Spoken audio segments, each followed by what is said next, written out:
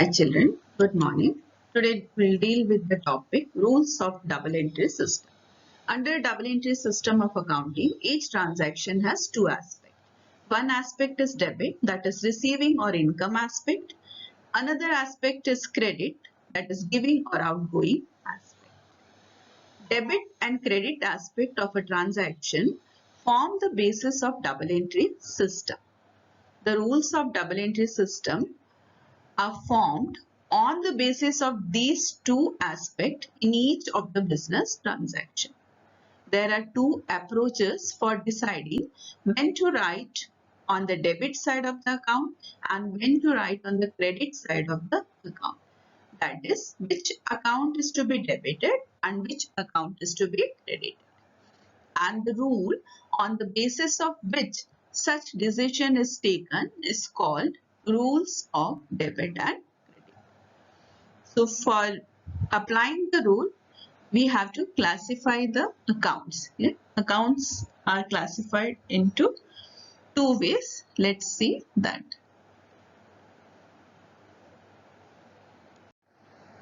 So let's see the classification of account. Accounts are classified in two ways, that is traditional approach and modern approach. Let's see the meaning of traditional approach and modern approach. Now let's see the traditional classification of account. Under traditional classification of account, accounts are classified into two. First is personal account, and personal account is further classified into natural personal account, artificial personal account and representative personal account. Second is impersonal account, and it is further classified into real account and nominal account. That means in traditional approach, account is basically classified into two, personal and impersonal. Personal consists of natural, artificial and representative personal account, and impersonal consists of real account and nominal account. Now let's see what is natural personal account and artificial and representative personal account. That means let's deal with all this account in detail. Now what is personal account?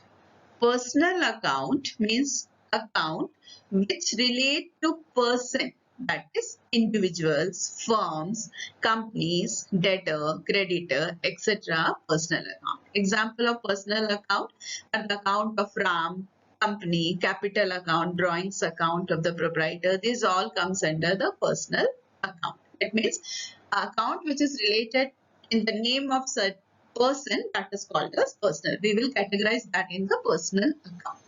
Now, personal account is further classified into natural personal account, artificial personal account and representative. Now, what is natural person? Natural person means the person who are creation of gods, just as we. Okay. Therefore, this will include account in individual's name, just like Ram's account, Shyam's account, Mohan's account. This all will consider under the natural personal account. Now let's see what is artificial personal. So artificial personal account, it is related to those account which include the accounts of corporate bodies or institutions. These are recognized as the person in the business daily. That means the account which include the name of corporate body are recognized as person in business daily. Example, account of club or cooperative society or account of limited companies, etc.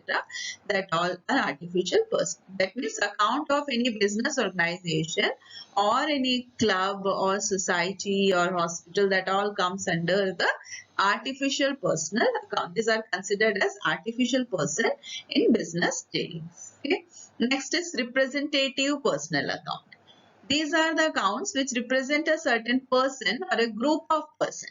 Suppose if a rent is due to landlord, an outstanding rent account will be opened in the book. Since the rent is due, it is not paid to the landlord, it will be considered as outstanding rent account. And this outstanding account will present the amount of rent payable to the landlord, and this outstanding expenses will be considered as a representative personal account. Same way, the rent accrued commission earned, unearned income, this all will also be considered as a representative personal account.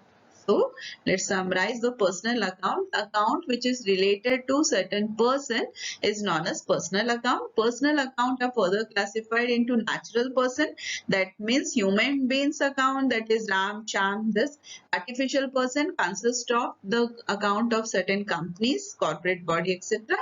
And representative personal account comes with outstanding expenses, accrued income, unearned income, prepaid expenses. This all comes under the representative personal. Now let's deal with the impersonal account. Now what is impersonal account? Account which are not personal, such as machinery account, cash account, rent account, etc. are termed as impersonal account. Okay. So impersonal account is further classified into two: real account and nominal account. So what is real account? Real account are the account which relate to tangible and intangible asset of the firm, just like land, building, investment, plant, machinery, stock, cash in hand, goodwill, patent, trademark. This all will be considered as real account when we are doing the accounting process. Okay. Next comes nominal account, that is account which relate to expenses, losses, gain, revenue, etc. are termed as nominal accounts. Example: salary account, interest paid account, commission received account. This all will be considered as nominal account when we are doing the accounting procedure. Okay. So here we are having three types of account. Basically we'll consider it as personal, real and nominal. Personal, which belong to certain person or company or corporate body.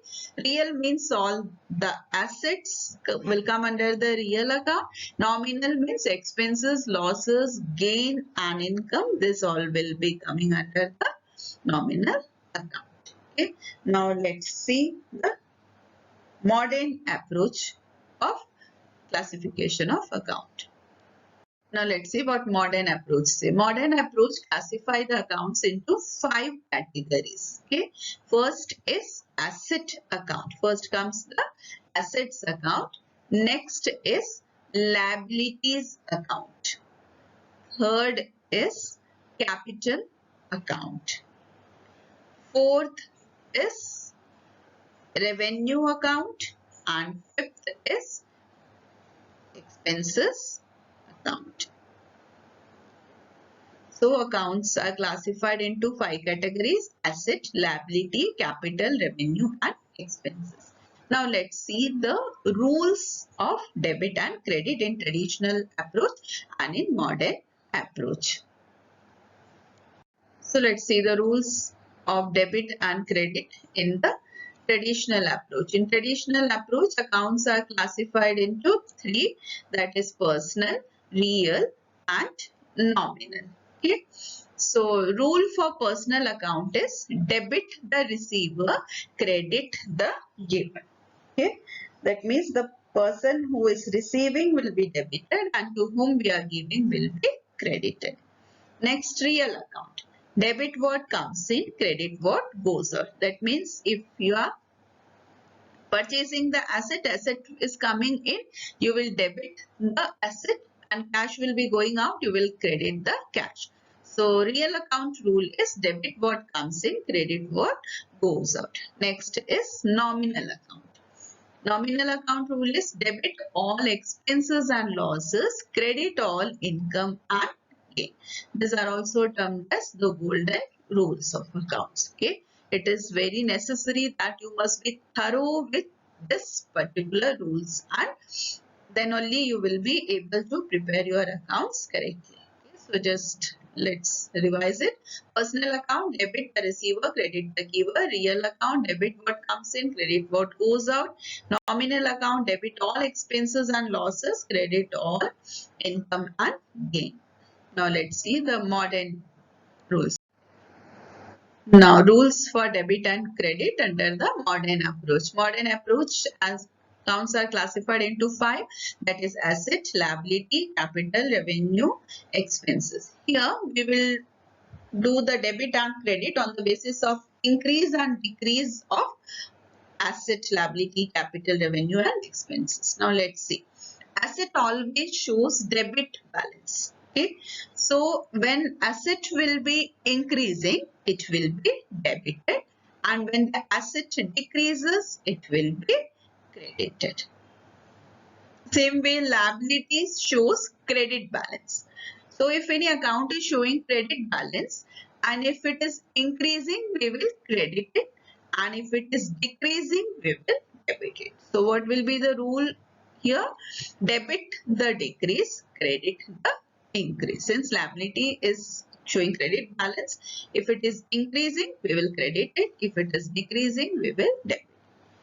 Same way, capital is also showing credit balance here.